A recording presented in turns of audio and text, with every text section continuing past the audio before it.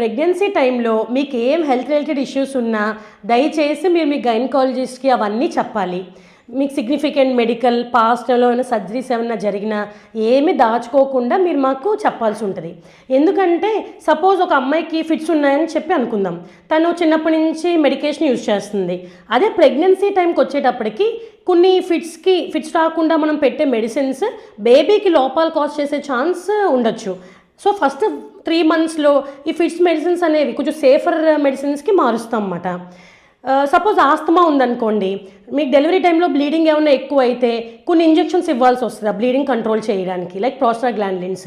మేము ఆ టైంలో ఎంత అడిగిచ్చినా సరే ఒక్కొక్కసారి మీరు చెప్పలేకపోవచ్చు ఇలా సమ్ ఆస్తమా ఉందని చెప్పి టక్కున. సో మీరు ముందుగా ఇలాంటివన్నీ మాకు చెప్పడం వల్ల మాకు చాలా హెల్ప్ఫుల్గా ఉంటుంది.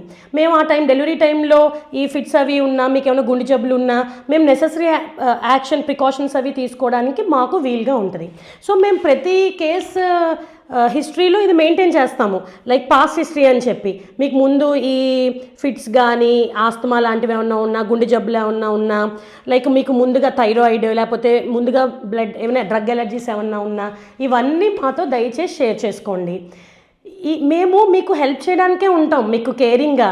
మిమ్మల్ని ఎవ్వరూ జడ్జి చేయరు. సో డాక్టర్ గారి దగ్గర దయచేసి ఇవన్నీ దాచిపెట్టకండి.